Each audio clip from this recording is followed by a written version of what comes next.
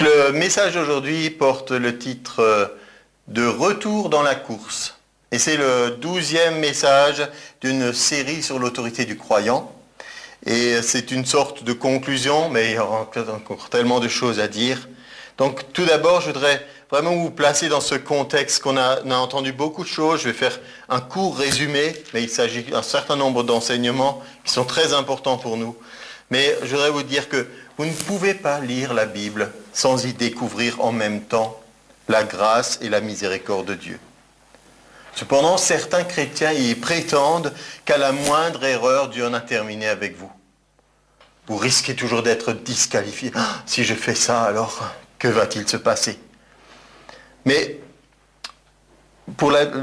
nous découvrons dans la Bible que malgré nos erreurs, on peut toujours se relever. Dieu veut agir dans votre vie et au travers de vous. Vous devez le croire, parce qu'on commet tous des erreurs à un moment ou un autre. Mais je veux vraiment vous encourager, et spécialement dans ce domaine aussi de l'autorité du croyant. Si Satan réussit à vous faire douter, dites « non, tu as perdu la faveur de Dieu, tu n'as plus l'autorité », il va vous conduire peut-être dans un long chemin d'égarement où vous allez baisser les bras. Mais je dis non, il faut vraiment se relever. Quand on est tombé, il faut se relever. Donc, c'est des messages très importants. Je voudrais rapidement faire le petit survol de ce que nous avons vu dans l'autorité du croyant. L'autorité du croyant, c'est que nous, en tant qu'êtres humains, nous avons quelque chose à accomplir. Nous avons un rôle vraiment particulier dans toute la création. On n'est pas juste un animal évolué, on est plus que ça. On est créé à l'image de Dieu, on a des choses à faire sur cette terre.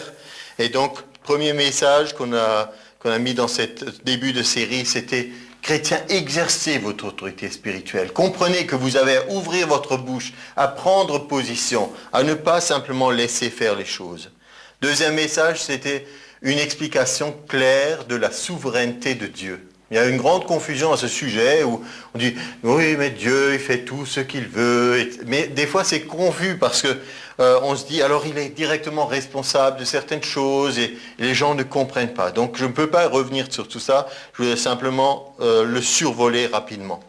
Le message suivant, c'était que l'autorité s'exerce aux portes. On avait fait une étude sur les portes, sur l'autorité qui s'exerce aux portes, et en particulier, pour nous aussi, au niveau de notre corps, Dieu nous a donné un corps, et là, on a des portes et des fenêtres. On peut voir par nos yeux, on peut entendre par nos oreilles, on peut parler par notre bouche. Donc, il y a toute une série de choses que nous pouvons faire. Nous avions vu aussi les clés du royaume quand Jésus a dit cette parole aux disciples. « Je vous ai donné les clés du royaume. » Donc il leur a révélé certaines choses importantes que nous avons besoin de savoir. Nous avions vu un point qui disait ne pas subir les circonstances. Combien de gens sont fatalistes? Nous savons qu'il y a des religions, des groupes de personnes tout entiers qui sont fatalistes. Et ils disent, voilà, c'est comme ça. Quelle que soit leur divinité, ils pensent que voilà, on ne peut rien changer. Mais la Bible ne dit pas ça. Elle dit au contraire, nous pouvons choisir, faire des choix. Ensuite, on avait vu un message sur le pouvoir de nos paroles. Cette révélation de voir que nous pouvons agir dans ce monde, nous pouvons créer notre environnement, nous pouvons changer des choses en disant la parole de Dieu. Nous avions vu aussi que il y a une puissance dans le nom de Jésus. L'autorité que nous avons, elle ne vient pas de nous-mêmes, mais elle nous a été déléguée. Il y a une puissance dans le nom de Jésus. Ce nom, nous pouvons l'utiliser. Nous avions vu aussi qu'il y a une puissance dans le non, dans le sens de dire non. Nous avons cette capacité de ne pas tout accepter. On peut refuser.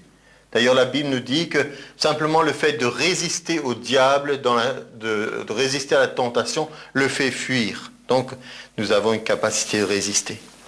Ensuite, nous avons un message sur le combat spirituel ou le bon combat de la foi. Des fois, on mélange un peu les deux et donc je ne peux pas rentrer dans les détails de tout cela.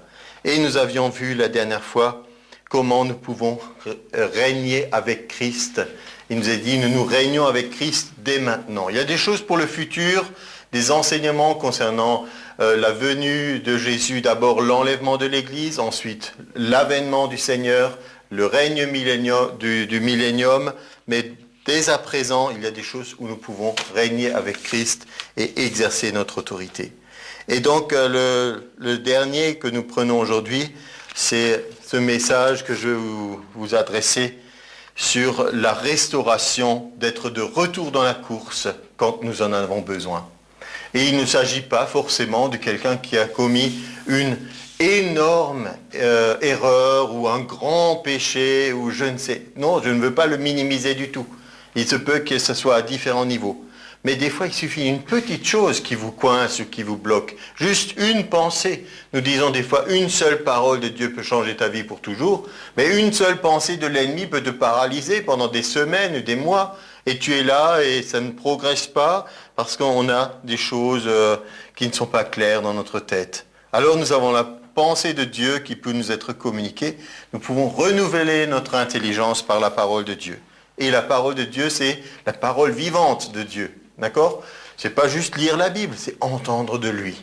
Romains 10, 17 nous dit, la foi vient de ce qu'on entend et ce qu'on entend de la parole de Christ. C'est pas juste la parole de Dieu. Pour nous, la parole de Dieu, elle est vivante. Mais la parole de Christ, ça nous dit plus que ça. C'est-à-dire, ça vient de l'onction. Ça vient de la communication du Saint-Esprit. Oui, il vous a communiqué des choses du Saint-Esprit récemment. Vous devez être attentif parce qu'il parle, mais il ne parle pas en vous criant dessus. Vous ne pouvez pas vous attendre tous à faire des expériences où il se manifeste comme il l'a fait pour l'apôtre Paul quand il était encore Saul de Tarse. Ce n'est pas à vous de déterminer de quel moyen Dieu va se servir pour vous parler. C'est à vous d'être attentif pour entendre sa voix. Donc, premièrement, rappelons-nous que sa divine puissance nous a donné tout. C'est écrit où ça ?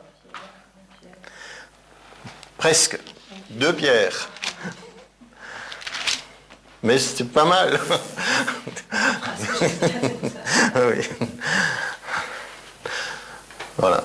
Je ne sais pas si ça vous aide, mais c'est 2 Pierre, chapitre 1, verset 3. Donc il y en a 1, 2, 3. Hein. Et il faut l'avoir dans l'ordre. Sa divine puissance nous a donné tout. Déjà ça parle à toutes les personnes qui sont constamment en recherche de plus de Dieu. Hein.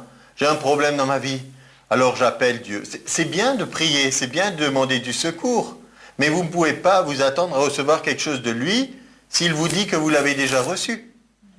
D'accord ? Il faut donc déjà utiliser ce que vous avez. Et là, il nous est dit, sa divine puissance nous a donné tout ce qui contribue à la vie et à la piété. La piété, ça veut dire, je traduis toujours ces mots parce qu'ils sont des fois un peu anciens, on ne sait pas trop quoi y mettre. La piété, c'est l'attachement à Dieu. Un homme pieux, c'est quelqu'un qui est attaché à Dieu, qui marche selon Dieu. Donc, pour marcher selon Dieu, pour avoir la vie de Dieu en nous, on a tout reçu par sa divine puissance. De quelle façon ? Au moyen de la connaissance de celui qui nous a appelés. Il ne nous est pas dit au moyen d'une accumulation de connaissances. Il n'est pas question ici de bagage théologique. Il n'est pas question de diplôme d'école biblique ou de choses universitaires. Il est question de connaître celui qui nous a appelés. Est-ce que vous le connaissez ? Il nous a appelés comment ? Par sa propre gloire et par sa vertu. Alors celle-ci, sa gloire et sa vertu, nous assurent de sa part les plus grandes et les plus précieuses promesses. Les plus grandes et les plus précieuses. Ça me fait penser à Hébreux quand il est dit « Attendez-vous, j'attends pour vous des choses meilleures pour vous. » Afin que par elles vous deveniez participants à la nature divine. Nous savons que nous avons hérité de la nature de notre Père. Nous avons été adoptés, on a été transformés, on a maintenant la nature de Dieu. Nous avons une nouvelle nature parce que nous sommes de nouvelles créations. En fuyant la corruption qui existe dans le monde par la convoitise. À cause de cela même, faites tous vos efforts. Il y a beaucoup de gens qui font des efforts dans beaucoup de domaines, mais voilà un endroit où nous pouvons faire des efforts. Pour joindre à votre foi la vertu, à la connaissance, à la connaissance la maîtrise de soi, à la maîtrise de soi la patience, à la patience la piété, à la piété l'amitié fraternelle, à l'amitié fraternelle, l'amour. Donc voilà des objectifs, des choses que nous pouvons poursuivre. Pourquoi c'est tellement important? Nous allons le voir tout à l'heure. Parce que si nous ne recherchons pas des choses spirituelles, quelque chose va s'installer en nous qui sera l'ennui spirituel. Tu vois à quoi ça sert? Et on va poursuivre d'autres choses parce que quelque part il n'y a jamais de vide. On cherche toujours à remplir. Donc si on ne reçoit pas de satisfaction ici, on va chercher ailleurs. C'est pourquoi pour nous des fois c'est incompréhensible que des gens qui soient admirés par des millions, qui sont des stars, puissent détruire leur vie dans la drogue ou dans toutes sortes de choses, mais parce qu'ils poursuivent toujours des objectifs de remplir des vides. Donc ils cherchent, mais ils cherchent dans la mauvaise direction, alors ils se détruisent. Donc pour nous, c'est simple, nous sommes aussi des êtres humains comme tout le monde, je dirais, avec des besoins, et les besoins ici sont remplis dans la mesure où nous poursuivons ces choses spirituelles. Et ces choses spirituelles, quand elles sont dans notre vie, en particulier, elles y sont, parce que nous allons rester un peu dans notre domaine d'étude, elles y sont par la manifestation de l'autorité du croyant. Alors on peut vraiment se réjouir, je le dis avec précaution, on peut se réjouir de cette puissance de Dieu qui se manifeste au travers de nous, mais nous allons tout de suite voir Luc 10, versets 17 et suivants. On l'a déjà utilisé à plusieurs reprises, mais relisons encore cela.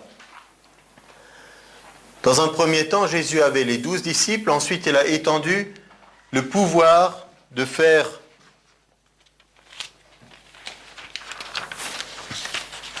cette œuvre, cette mission d'évangélisation à 70 disciples. Et ils sont revenus avec joie en disant « Seigneur, les démons même nous sont soumis en ton nom. » Et Jésus leur dit « Je voyais Satan tomber du ciel comme un éclair. Voici, je vous ai donné le pouvoir de marcher sur les serpents et les scorpions et sur toute la puissance de l'ennemi, et rien ne pourra vous nuire. Cependant, ne vous réjouissez pas de ce que les esprits vous sont soumis, mais réjouissez-vous de ce que vos noms sont écrits dans les cieux. »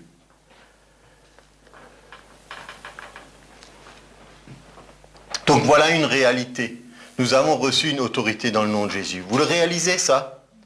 Parce que tous les jours, vous pouvez être confronté à une situation où spirituellement, vous aurez besoin d'exercer votre autorité. Et Jésus dit, ne vous réjouissez pas de ça, c'est-à-dire ne focalisez pas sur ça. Ne regardez pas seulement cet aspect de « je suis comme quelqu'un, j'ai de l'autorité dans le nom de Jésus ». Il dit, ne regardez pas ça. Mais il dit, voici, je vous l'ai donné. Donc c'est quand même quelque chose d'important. Si le diable vous fait douter, est-ce que tu crois vraiment que tu as l'autorité du croyant? Est-ce que tu crois vraiment que tu as du pouvoir sur la puissance des ténèbres? À ce moment-là, il faut que votre foi soit solide. Si votre foi n'est basée, ou plutôt votre croyance, n'est basée que sur vos sentiments, est-ce que je me sens avoir l'autorité aujourd'hui? Est-ce que je sens que je peux faire ou non? Ou est-ce que je en mémoire encore cette conscience du péché, peut-être d'une erreur que j'ai faite, qui m'affaiblit, qui m'amoindrit? À ce moment-là, je ne peux pas agir. Vous le comprenez ça? C'est important. Mais si votre foi elle est basée sur ce que Jésus vous a donné, alors elle pourra être efficace. Elle pourra agir dans le sens de ce que nous avons dit. J'ai eu une question sur Internet, quelqu'un me posait la question, existe-t-il des exorcistes évangéliques? Je ne sais pas si des personnes cherchaient à savoir s'il y a un annuaire, si on a besoin d'un exorciste, on peut appeler une personne comme ça. J'ai dit oui. Chaque chrétien, en fait, est un exorciste évangélique, si on veut dire comme ça. J'ai dit, il suffit de regarder Marc 16. Voici les miracles qui accompagneront ceux qui auront cru.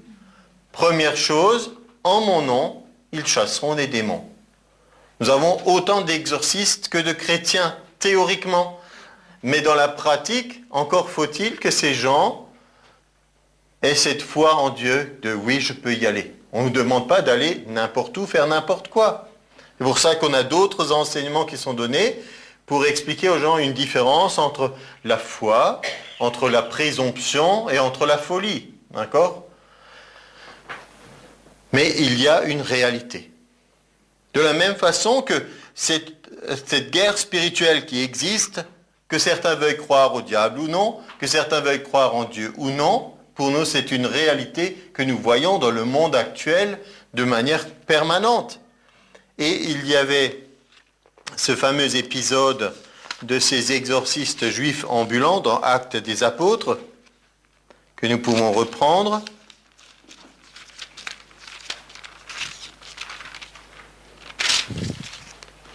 Au verset 13, chapitre 19, verset 13, quelques exorcistes juifs ambulants, ils étaient ambulants, ils allaient d'un endroit à l'autre, et ils essayaient d'invoquer sur ceux qui avaient des esprits malins le nom du Seigneur Jésus en disant « Je vous conjure par Jésus que Paul prêche ». Il y avait plusieurs aspects intéressants dans cela. Premièrement, ils essayaient tout de même d'aider les gens, a priori, et il y avait beaucoup de gens qui avaient des problèmes dans ce sens, mais ils étaient certainement impressionnés par les résultats que donnait l'exercice du ministère chrétien, en particulier par la puissance qu'il y a dans le nom de Jésus, puisqu'ils ont essayé cette méthode.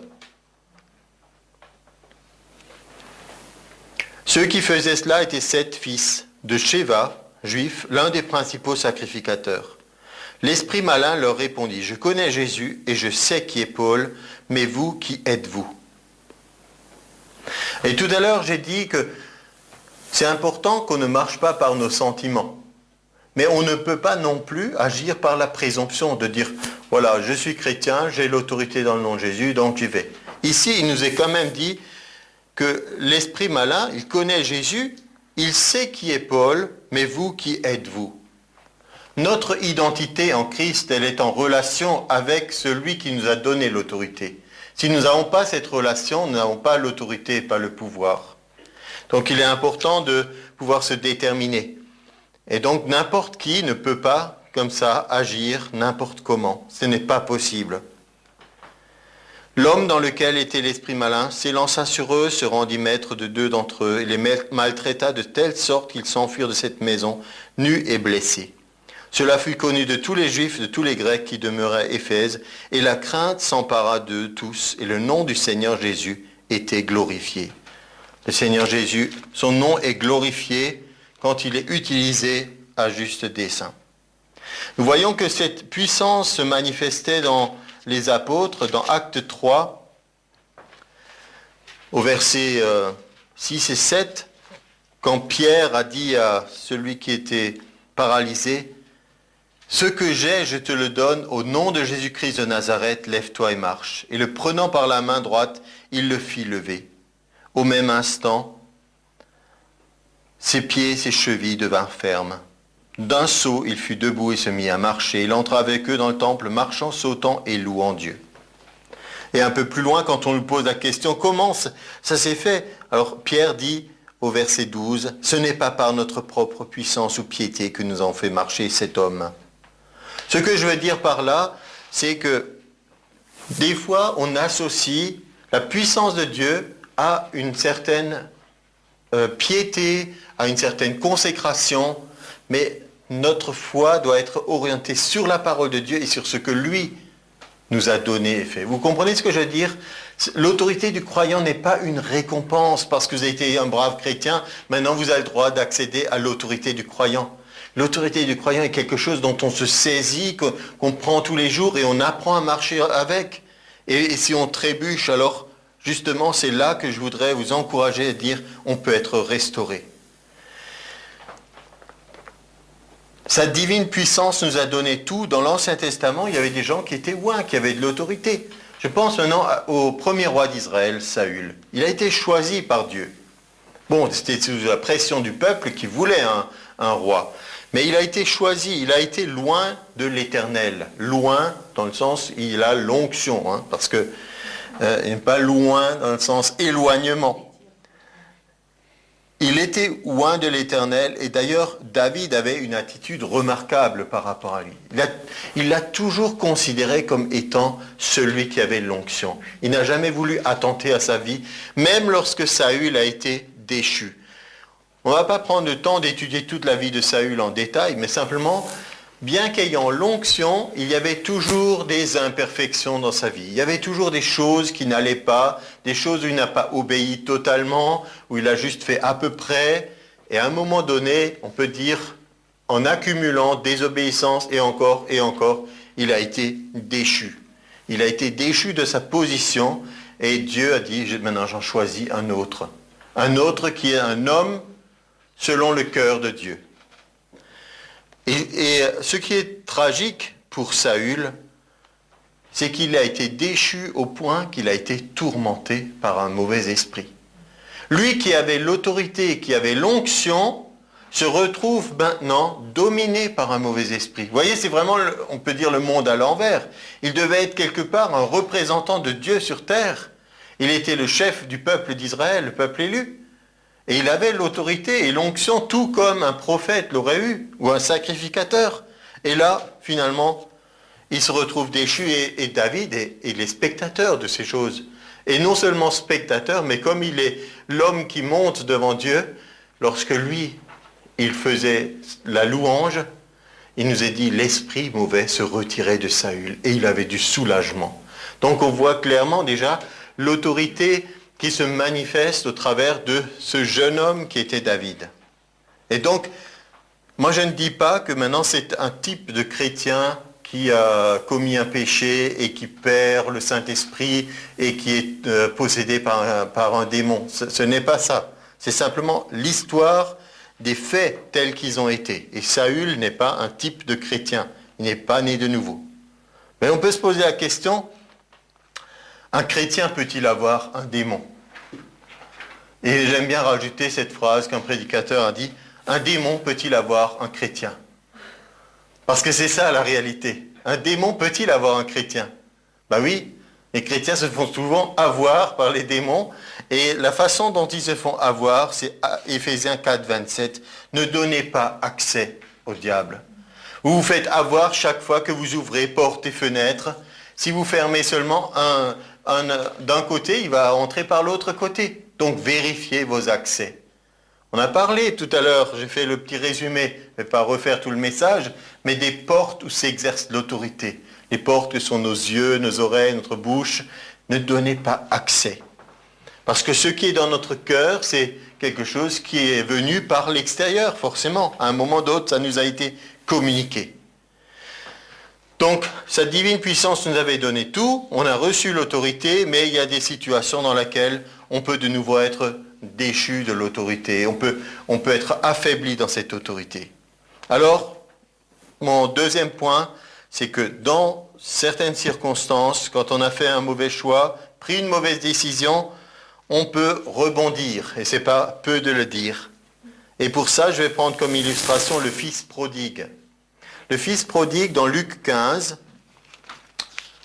n'est pas avant tout une histoire donnée pour de l'évangélisation, mais c'est une histoire donnée pour l'Église, le peuple de Dieu. Au verset 11, Jésus dit encore, un homme avait 2 fils. Le plus jeune dit à son père, mon père, donne-moi la part de bien qui doit me revenir. Le père leur partagea son bien. Peu de jours après, le plus jeune fils, ayant tout ramassé, partit pour un pays éloigné, où il dissipa son bien en vivant dans la débauche.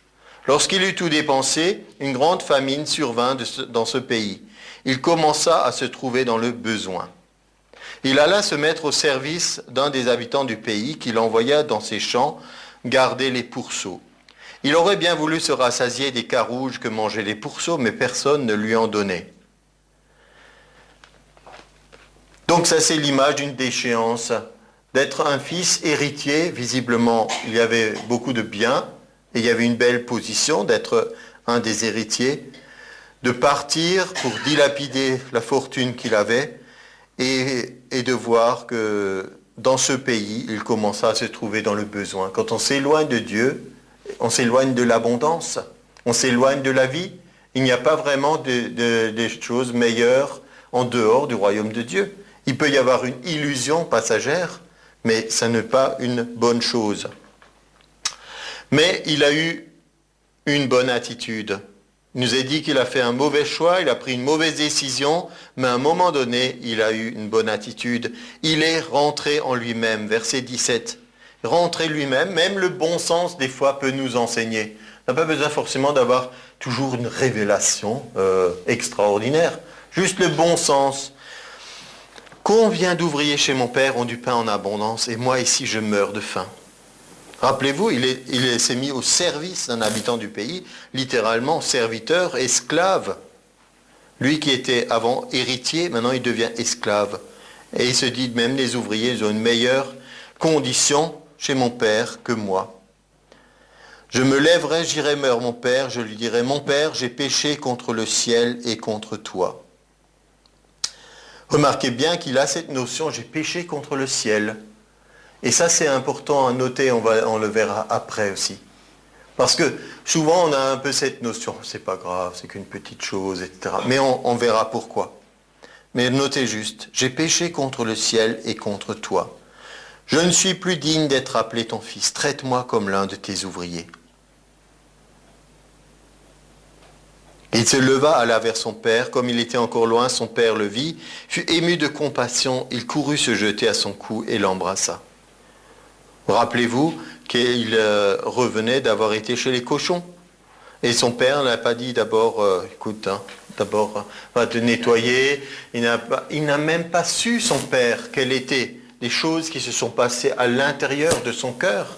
Il n'a pas mis des conditions. Et c'est là que, dans cette histoire, on a l'image du Père, qui est l'amour inconditionnel, qui accueille sans d'abord poser des conditions. Mais est-ce que tu t'es bien repenti? Est-ce que tu as fait le ménage? Est-ce que tu as fait le nettoyage? Est-ce que tu sens bon parce que tu as été chez les cochons et tout ça? Non, il l'accepte tel qu'il est. C'est une image de notre Père Céleste. Et quand on parle de notre Père Céleste, la même chose vaut pour Jésus. Il a dit, je ne rejetterai jamais celui qui vient à moi. Et pourquoi chacun d'entre nous, nous avons besoin des fois de revenir à lui. N'est-ce pas vrai? Des fois même plusieurs fois par jour. Oui, par jour.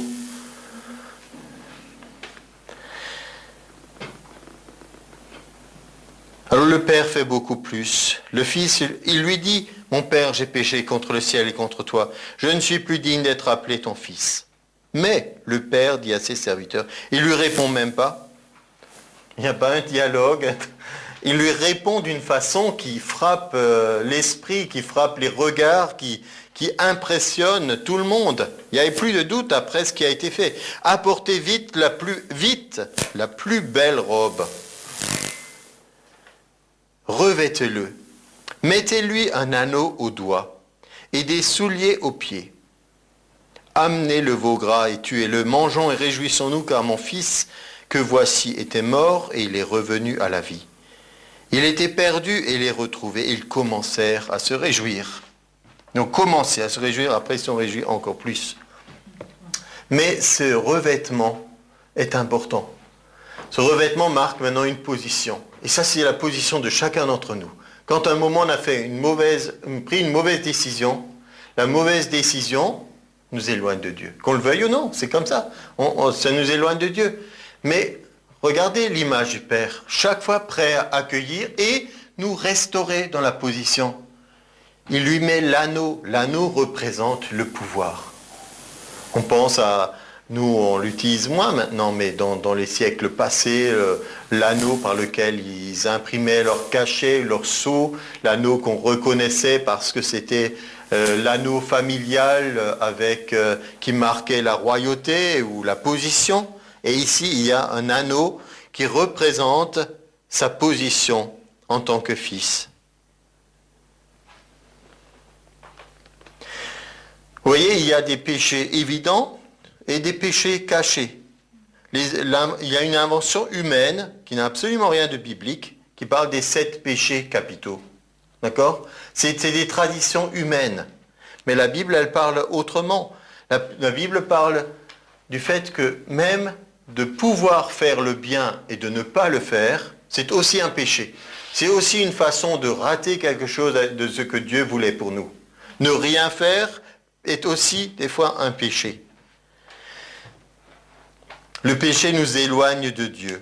C'est quelque chose qui apporte la mort.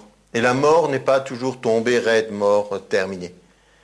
C'est quelque chose qui empêche la vie de Dieu de couler abondamment au travers de nous.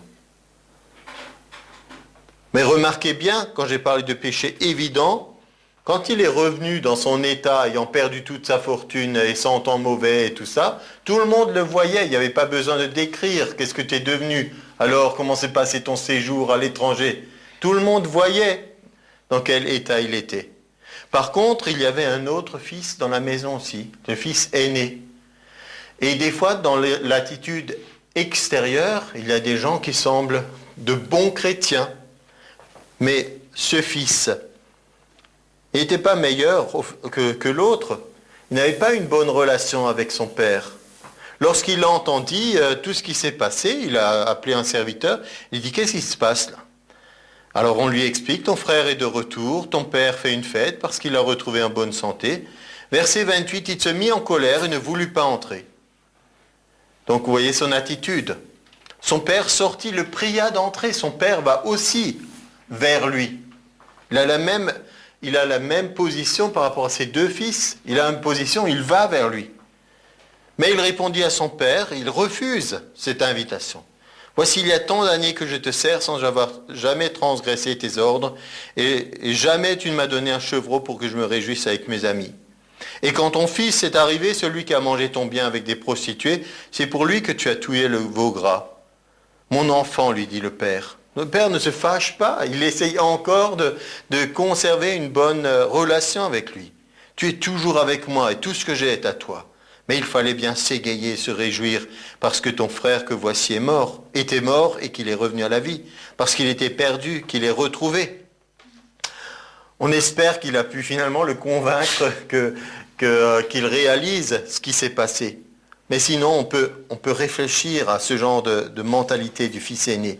Des reproches, de l'amertume, du mépris, de la jalousie. Toutes ces attitudes qui font d'une manière générale l'attitude des gens religieux, qui sont un scandale pour des gens qui ne s'approchent pas de Dieu à cause de ce genre d'attitude. On pourrait encore étudier l'histoire de la femme adultère, vous pourrez le lire chez vous dans Jean 8, et il dit voilà, cette femme, on l'a trouvée, et donc la loi nous dit il faut la lapider. Et toi, qu'est-ce que tu dis? Et là, nous devons nous rappeler encore des paroles de Jésus. Il dit, moi non plus, je ne te condamne pas. Va et ne pêche plus. Donc la restauration, elle est toujours possible. On pourrait penser aussi à l'illustration classique de l'autorité du croyant par rapport à un policier. Je ne parle maintenant pas du policier qui a fait une faute grave et qui est renvoyé, mais admettons quelqu'un qui a fait une erreur et qui fait partie de la police, il est suspendu de ses fonctions pendant un temps, mais après, quand il est réintégré, dès qu'il revêt l'uniforme, il a de nouveau toute l'autorité. Je ne dirais pas ça c'est un demi-policier, il a seulement l'autorité à moitié, parce qu'il a dans son passé quelque chose qui n'a pas été comme il faut. Vous voyez ? Et ça doit être la même chose pour nous. Une fois que vous êtes restauré, vous êtes pleinement restauré dans vos fonctions. Alors, laissez-vous toujours amener par Jésus à être de retour dans la course. D'accord ? Si vous trébuchez, mais finissez votre course. Continuez et finissez votre course. Ça, c'est mon troisième point. Vraiment, vous encourager à être de retour dans la course. Es-tu un bon chrétien ? Comment tu te jugerais toi-même? Si on te disait maintenant, fais une évaluation honnête. Maintenant, si on devrait dresser une liste, quel est le meilleur chrétien de l'Église ici? Et on fait un classement, comme on fait dans le monde. Où est-ce que tu te mettrais? Tout en haut, tout en bas, au milieu? Parce qu'en réalité, des fois, c'est pas ce que nous voudrions. Mais on est constamment en train de se juger soi-même, de s'évaluer, d'avoir soit une bonne opinion, soit une mauvaise, soit on se surévalue, alors on est orgueilleux, ou alors on a une mauvaise image de soi. Mais tout le temps, nous sommes pris par ces pensées. Alors, je dis, est-ce que tu es un bon chrétien? Est-ce que si maintenant on devrait réécrire Hébreux 11, la liste des héros de la foi, est-ce que tu ferais partie de cette liste? Levez la main ceux qui pensent qu'ils feraient partie de cette liste.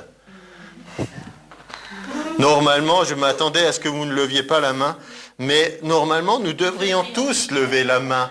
Parce que Alors, on va regarder un peu qui est sur cette liste. Peut-être ça va vous aider et ça, vous aurez une meilleure opinion de vous-même. Hébreux 11, verset 31. Je commence déjà au verset 31, les héros de la foi. On commence par « C'est par la foi que Rahab, la prostituée, ne périt pas avec les rebelles, parce qu'elle avait reçu les espions avec bienveillance. » Une prostituée fait partie des héros de la foi, qui ne faisaient même pas partie du peuple d'Israël. Mais c'est une personne qui a eu comme descendant Jésus-Christ. Elle fait partie de la lignée qui ont donné naissance au Sauveur du monde, Roi des rois et des seigneurs des seigneurs.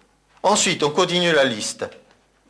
Que dirais-je encore? Le temps me manquerait pour parler de Gédéon.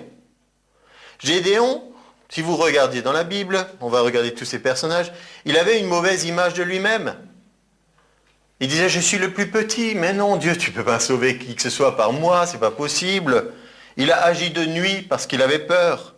Il doutait que Dieu voulait l'utiliser. Il a dit, bon, on va faire le test de la toison pour voir si c'est vraiment toi. Alors quand il y a eu le miracle, il a dit, bon, ben, on va faire le miracle, mais dans l'autre sens. Donc voilà un héros de la foi. Ensuite, il nous est dit Barak. Barak était un des juges en Israël. Il a dit, bon, je ne vais pas à la guerre si Déborah ne vient pas avec moi. Il avait besoin du soutien de Déborah, qu'une femme se tienne avec lui dans l'armée pour avoir assez de courage pour faire ce que Dieu lui disait de faire. Ensuite, nous avons comme héros Samson. Samson qui était dominé par ses pulsions. Il a fini par se laisser séduire et il a perdu tout. Il a perdu sa vie, il était enchaîné, on lui a crevé les yeux, et voilà comment il a fini. Héros de la foi. Jephthé, il a fait une déclaration insensée qui a coûté la vie de sa fille unique. Ensuite, nous avons David, héros de la foi. Il a pris la femme d'un de ses soldats, il a fait tuer celui-ci. Ensuite, nous avons Samuel le prophète. La Bible nous dit qu'il n'a pas su élever ses enfants dans les voies de Dieu. Ils ne l'ont pas suivi. Voilà quelques-uns des héros de la foi. C'est pourquoi nous devons être encouragés quand la Bible nous dit que nous pouvons être de retour dans la course. Chacun d'entre nous, quoi que nous ayons fait. Tous nous commettons des erreurs. Mais ce qui est important, c'est quelle est notre réaction. Lorsque nous commettons un péché, une erreur, que nous avons chuté à cause d'une faiblesse. L'apôtre Paul nous a donné ce passage admirable dans 2 Corinthiens 12, c'est 7 à 10. Lorsque je suis faible, c'est alors que je suis fort. Il avait appris que, finalement, vous ne devez pas essayer de vous transformer tout le temps. Vous serez toujours vous. Vous ne deviendrez jamais quelqu'un d'autre. Il y a des choses que Dieu va développer en vous. Mais il y a des choses où vous serez fort pendant toute votre vie. Et il y a des choses où vous serez faible pendant toute votre vie. Ça ne va jamais changer. Et le diable va toujours vous attaquer sur vos points faibles, bien sûr. Il va toujours venir, c'est pour ça qu'il arrive à nous rouler des fois, mais il vient toujours sur le point faible. Mais l'apôtre Paul avait dit, ok, lorsque je suis faible, c'est alors que je suis fort, parce que je compte à ce moment-là sur la force de Dieu qui se manifeste dans ce domaine particulier où moi je n'arrive pas, mais où lui peut m'aider. Il avait développé le raisonnement suivant. 2 Corinthiens 12, 7. Pour que je ne sois pas enflé d'orgueil à cause de l'excellence de ces révélations, il m'a été mis une écharpe dans la chair, un ange Satan pour me souffleter, ça veut dire frapper, et m'empêcher de m'enorgueillir. Il n'a pas dit Dieu a envoyé un démon pour travailler à ma sanctification. Il est dit, moi j'ai eu d'excellentes révélations. Je suis celui qui a peut-être eu le plus de révélations de l'ensemble des personnes qui ont été dans la Bible. Mais il y a des domaines qui me rappellent que je suis faible. Il y a des domaines dans lesquels je suis toujours encore éprouvé. 3 fois j'ai prié le Seigneur de l'éloigner de moi. J'ai prié Dieu qu'il me délivre. Il m'a dit, ma grâce te suffit, car ma puissance s'accomplit dans la faiblesse. Ça veut dire, ce n'est pas moi qui vais te délivrer, Paul. mais tu vas laisser agir la puissance de Dieu que j'ai déposée en toi pour te sortir de cette situation. C'est ça que ça veut dire. Je me glorifierai donc bien plus volontiers de mes faiblesses. Ça ne veut pas dire que je suis content d'être faible, mais au moment où je suis faible, à ce moment-là, je compte sur la puissance de Dieu pour continuer la course. C'est pourquoi je me plais. Il prend un langage, on peut dire, excessif. Il ne dit pas, oh, je suis content d'être faible, mais il dit, cette faiblesse, finalement, je n'y prête pas attention, comme quelque chose de négatif. Mais au contraire, je le regarde comme quelque chose qui permet à la puissance de Dieu de se manifester. Alors, il y a des faiblesses, des outrages, des calamités, des persécutions, des détresses pour Christ, car quand je suis faible, c'est alors que je suis fort. Et il nous a montré l'exemple. Vous voyez, c'est encore aujourd'hui, et combien de fois je l'ai utilisé déjà. On dit, nous, on a nos problèmes et tout, et on se dit, oh là là, comment on va s'en sortir. Et Paul dit que dans ces légères afflictions, quand on considère sa vie, tout ça, c'est rien du tout, il dit. Il dit, c'est rien du tout, à comparer à la gloire à venir. Et ça, c'est une source d'encouragement. Donc, apprenons de ceux qui nous ont précédés. Si j'apprends à compter sur la force du Seigneur, ma faiblesse devient une force. Elle est peut-être toujours là, mais il y a ce mais. Parcourons encore quelques personnages de la Bible. Moïse. Est-ce qu'il a fait des erreurs dans sa vie, Moïse ? Oui, il a fait. Déjà, la première erreur, c'est qu'il a cru que Dieu allait libérer le peuple par sa force. Il s'est jeté sur l'Égyptien, il l'a tué, il s'est dit, ça y est, ils vont tous comprendre, c'est moi leur sauveur, leur libérateur, et tout le monde va me suivre, ça sera formidable. Et tout de suite après, il a compris son erreur. On l'a menacé, on a fait pression sur lui, chantage, et il s'est enfui, et il a subi le recyclage dans le désert pendant 40 ans, pour qu'il puisse apprendre maintenant. Samson, on a vu, il a fait preuve de légèreté, il a oublié que sa force résultait de sa consécration. D'où lui venait sa force? Ses parents avaient eu des instructions que jamais il devait se couper les cheveux et que ça serait la force n'était pas dans la longueur de ses cheveux, mais la force était dans la consécration, dans l'obéissance à ses instructions de Dieu. Et donc, parce qu'il n'a pas été attentif, il a perdu cette consécration. Mais il a été restauré d'une certaine façon et il a pu faire, par une dernière œuvre de libération, il a pu retrouver l'onction et la force que Dieu lui avait donnée. Bon, c'est sûr que ce n'est pas très enviable, il en est mort, mais la Bible nous rappelle qu'il a encore été un libérateur. Pour David, Dieu le bénissait partout. Il nous a dit partout où il allait, il avait du succès. Il avait développé cette vie de louange. C'était un homme selon le cœur de Dieu. Dieu le bénissait partout où il allait. Tout allait bien pour lui. Même qu'il y avait des moments difficiles, mais ça allait de mieux en mieux. Et il s'est laissé aller, il s'est relâché. Et il nous a dit qu'il n'est pas parti à la guerre. C'est un comble pour un homme de guerre de ne pas partir à la guerre. Laisser aller l'armée toute seule et de rester à la maison. Et pour nous aussi, ça doit nous parler de chacun d'entre nous. Ne baissons pas les bras, on ne se relâche pas spirituellement, mais on laisse notre foi agir constamment.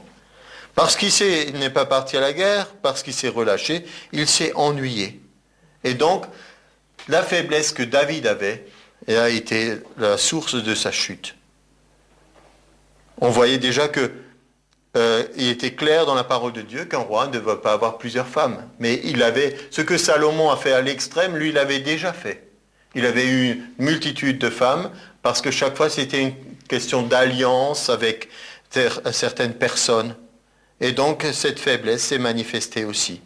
Il a vu Bathsheba, il y a eu l'adultère, il y a eu suivi d'un meurtre, et ça a causé sa chute. Mais, il nous a donné le psaume 51.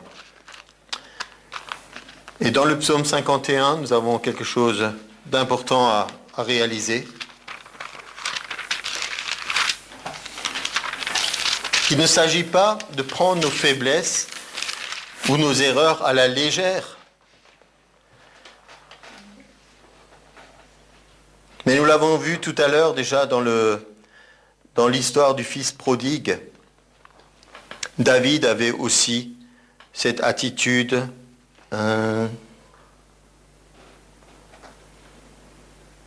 J'ai péché contre soi seul. Je cherche justement. 5. Je reconnais mes transgressions et mon péché est constamment devant moi. J'ai péché contre toi seul et j'ai fait ce qui est mal à tes yeux. On voit une nette différence. Quand Saül avait fait une erreur ou un péché, il avait dit au prophète Samuel, « Honore-moi devant les anciens d'Israël ». Il voulait rattraper la chose. Mais David, il a reconnu la chose. C'est ça la différence. Il a dit, j'ai péché devant toi seul. D'abord devant Dieu, j'ai fait ce qui est mal à tes yeux, en sorte que tu seras juste dans ta sentence. S'il y a eu restauration pour David, c'était à cause de ça, de cette attitude de cœur. Verset 12, crée en moi un cœur pur, renouvelle en moi un esprit bien disposé. Ne me rejette pas loin de ta face, ne me retire pas ton Esprit Saint. Il avait bien vu ce qui était arrivé à Saül, lorsque l'Esprit de Dieu se retirait de lui et qu'un mauvais esprit le dominait. Rends-moi la joie de ton salut et qu'un esprit de bonne volonté me soutienne. Et un peu plus loin, il nous est dit que Dieu ne prend pas plaisir à certaines choses, mais qu'est-ce qu'il aime ? Un esprit brisé, c'est-à-dire que la dureté dans notre cœur soit brisée et qu'on soit capable de s'humilier devant lui. Et malgré le fait qu'il a été restauré, qu'il a été pardonné de Dieu, il y a eu des conséquences. Donc on ne doit pas prendre les choses à la légère. Le fils qu'il a eu de cette relation adultère avec Bathsheba est mort. Il y a eu des conséquences pour son royaume, il y a eu la révolte d'Absalom, il y a eu beaucoup d'autres choses. Donc il y a des restaurations, mais on ne doit pas le prendre à la légère. Ce n'est pas un message pour nous dire « T'en fais pas, Dieu va toujours te permettre de t'en sortir ». Ce n'est pas à prendre à la légère, mais c'est un message d'encouragement. Autre 2-3 personnages encore dans la parole de Dieu. Pierre était orgueilleux. Même si tous t'abandonnent, moi jamais je ne t'abandonnerai. Et Jésus lui dit, cette nuit même, avant que le coq ne chante 2 fois, tu me renieras 3 fois.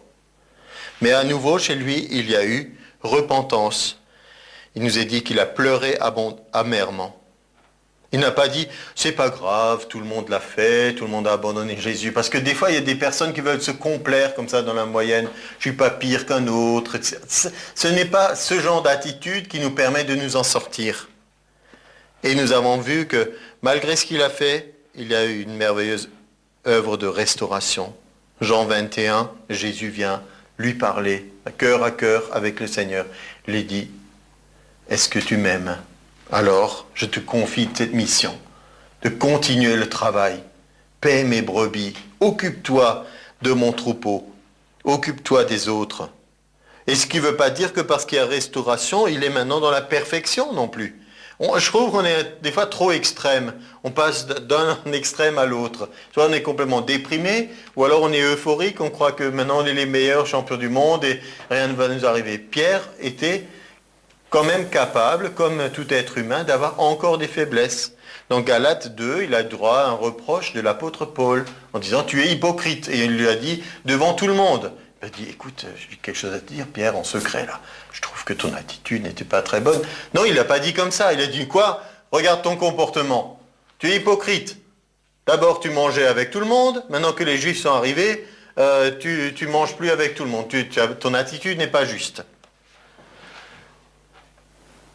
Nous avons un autre disciple, il nous est dit, Jean, surnommé Marc, celui qui a écrit l'évangile de Marc, il nous est dit qu'il faisait partie de l'équipe apostolique qui voyageait, et à un moment, il ne les a pas accompagnés, il les a laissés tomber.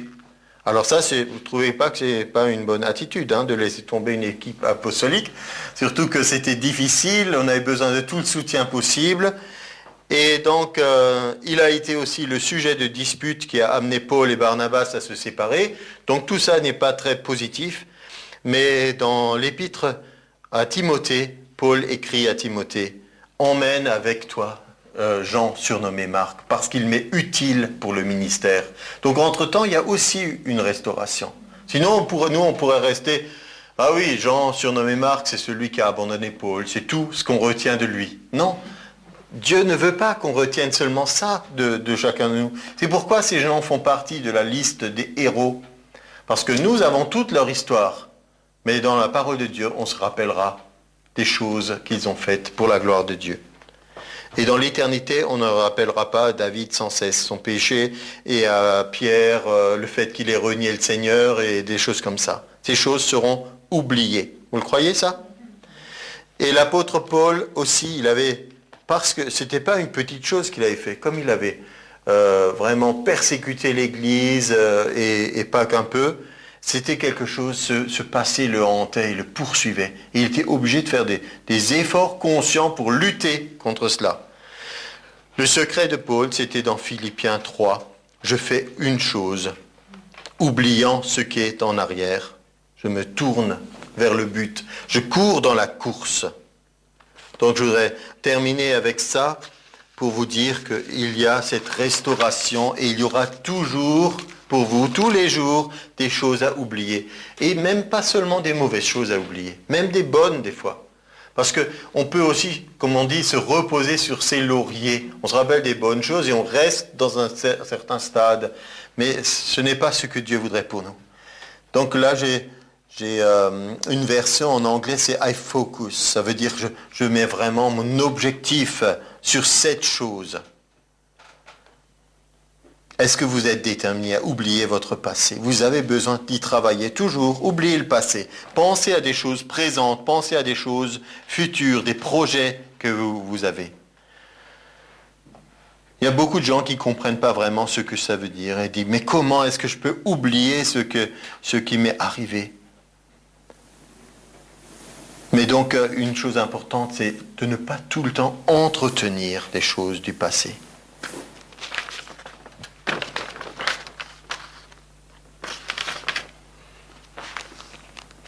On a tellement de choses où nous pouvons fixer notre regard.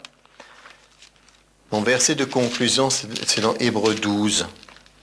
Nous donc aussi, puisque nous sommes environnés d'une si grande nuée de témoins, rejetons tout fardeau et le péché qui nous enveloppe si facilement et courons avec persévérance dans la carrière qui nous est ouverte. Et au lieu de focaliser sur des erreurs du passé, sur nos faiblesses, sur des choses que nous aurions faites ou voulu faire et pas pu faire, la Bible nous propose de regarder, ayant les regards sur Jésus. Il suscite la foi. Quand on le voit, notre foi est développée, motivée, stimulée. Il l'amène à la perfection, il fait développer notre foi. En échange de la joie qui lui était réservée, il a souffert la croix, méprisé l'ignominie, et il s'est assis à la droite du trône de Dieu. Quelqu'un pourrait dire, oui, bon, ça c'était pour Jésus. Oui, mais c'est pris comme un exemple pour chacun d'entre nous. Considérez en effet, ayez de la considération.